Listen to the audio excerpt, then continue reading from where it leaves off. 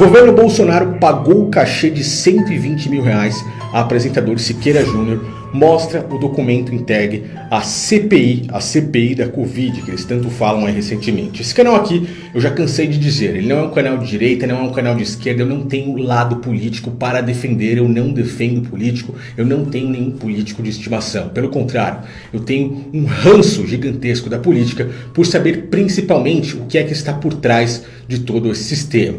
Não é porque eu estou falando que o próprio Bolsonaro tem ligações com uma das mais tenebrosas e podres instituições que controlam e dominam o Brasil atualmente, que é a própria maçonaria, onde o próprio Lula, os quais já estão se preparando para disputar as eleições de 2022, também tem ligações com a maçonaria que está aí por trás desses dois braços, que são dois braços opostos, porém de um mesmo cérebro, dois lados de uma única moeda. E as pessoas ainda não perceberam que estão utilizando uma tática antiga, velha, que já era utilizada no próprio Império Romano, o dividir para conquistar. Assim eles polarizam as pessoas dos dois lados, Lula e Bolsonaro, esquerda e direita, e acabam conquistando cada vez mais o Brasil. E é isso que acontecerá de uma forma extremamente pesada a partir do próximo ano, a partir do ano de 2022. E quem tiver com os olhos fechados realmente vai sofrer nas mãos desse sistema. Grave isso que eu estou falando, é algo muito importante.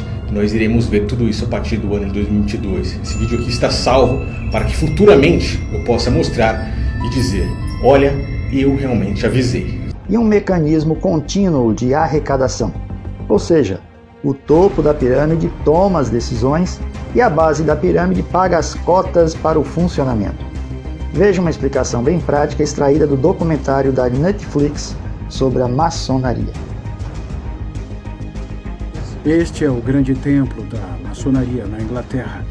Ele é do mesmo tamanho do estádio Twickenham de rugby. O venerável mestre Jonathan Spence é maçom desde 1982. A maçonaria é uma organização secular que encoraja seus membros a se tornarem os melhores da sua comunidade usando o ritual. E a metáfora usada para isso é a construção. Quando você constrói alguma coisa, você melhora conforme passa pela vida.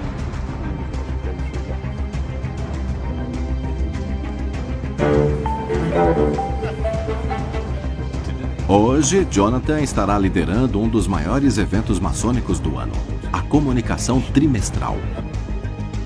Apesar de ser pouco mais que uma gloriosa reunião de negócios, a comunicação trimestral terá a participação de 1.400 maçons de todo o país e até do mundo. Como vai? Estou representando o grão-mestre da Croácia. É um prazer. O prazer é todo meu. Obrigado. Bem-vindo a Londres.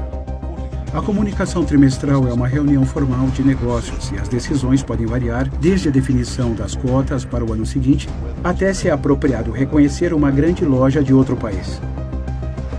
Quem está no topo do comando do futebol é a FIFA. As imagens da abertura da Copa FIFA de 2018 na Rússia revelam formas que lembram símbolos maçônicos. Pode até ser coincidência, mas, no mínimo, é muito estranho.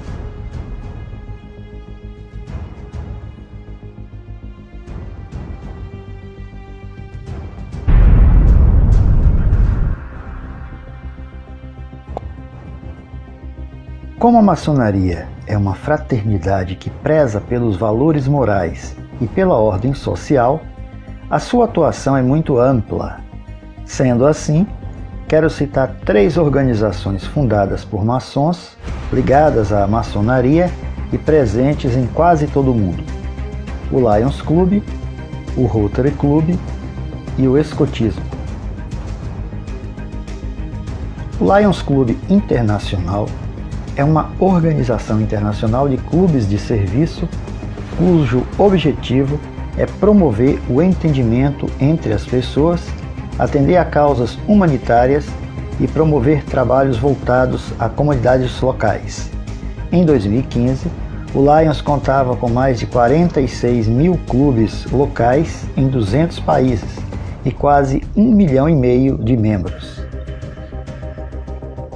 O Rotary Internacional é uma associação de clubes de serviço cujo objetivo é unir voluntários a fim de prestar serviços humanitários, promovendo a paz em nível internacional e exaltar valores éticos, que são expressos através da prova quádrupla, que é basicamente um questionário de 4 perguntas reflexivas.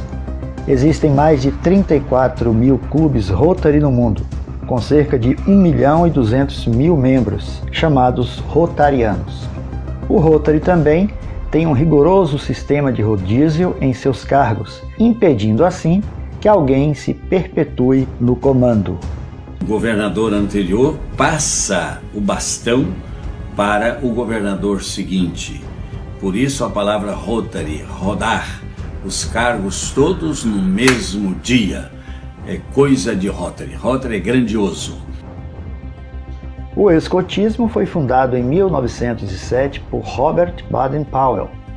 Várias lojas maçônicas no mundo inteiro levam o seu nome. O escotismo é um movimento juvenil mundial, educacional, voluntariado, apartidário e sem fins lucrativos. A sua proposta é o desenvolvimento do jovem por meio de um sistema de valores que prioriza a honra, baseado na promessa e na lei escoteira. Quem foi criança nas décadas de 70 e 80 e que gostava de ler quadrinhos, talvez se lembre dos escoteiros mirins, um grupo de garotos liderado pelos sobrinhos do Pato Donald. Os escoteiros mirins viviam em contato com a natureza, cuidando de animais feridos, apagando focos de incêndio em bosques e florestas e fazendo casas nas árvores. Uma característica marcante dos escoteiros mirins, e que é um forte comportamento maçônico, era o seu grande empenho para receber medalhas, reconhecimento e condecorações do escotismo. Bem, o que havia por trás disso? A verdade é que esses garotos dos quadrinhos são personagens dos estúdios de Walt Disney, um maçom grau 33 que usou seu trabalho artístico para difundir os valores maçônicos. A criança ou adolescente que ingressa no escotismo é iniciada nessa atmosfera de cooperação e fraternidade, despertando assim, se for o caso, sua vocação futura para as atividades maçônicas. Tanto o escotismo quanto o Lions Club e o Rotary Internacional exaltam virtudes, valores éticos e a paz mundial.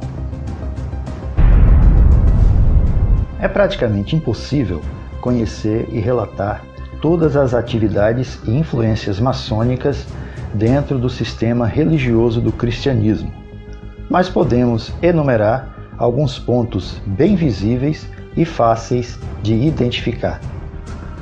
As duas principais igrejas históricas do Brasil, ou pelo menos as mais conhecidas, são as igrejas batistas históricas e também a Igreja Presbiteriana do Brasil. Vamos começar pela Convenção Batista Brasileira, apontada pelos críticos como o primeiro braço da maçonaria na Igreja brasileira. Voltando ao século XIX, a Igreja Católica e os maçons estavam se desentendendo no mundo todo, e em 1884, o Papa Leão XIII condenou definitivamente a maçonaria. Nós sabemos que, historicamente, o Papa Leão XIII, ele condenou definitivamente a maçonaria e, através da sua encíclica Humanum Genus, do dia 20 de abril de 1884, determinou qual era a atitude da Igreja Católica diante da instituição maçônica. Logo em seguida, essa determinação do Papa foi acompanhada por um decreto do Santo Ofício que dizia que a maçonaria era uma instituição excomungada. Com isso, as relações da Igreja Católica no Brasil e as lojas maçônicas ficaram mais tumultuadas. Nesse ínterim, a Missão Batista Norte-Americana estava em processo de implantação do seu trabalho missionário no Brasil. A maçonaria, forte interessada no enfraquecimento do catolicismo brasileiro, se antecipou nos Estados Unidos e, assim, os primeiros missionários batistas enviados ao Brasil eram também agentes maçônicos. William Bagby, um dos primeiros a chegar ao Brasil, além de ter sido batizado por um pastor que era maçom, foi ainda consagrado ao ministério da palavra no salão de uma loja maçônica. Seguiram-se, sustentados pela junta de Richmond, sendo todos seu app de vídeos curtos.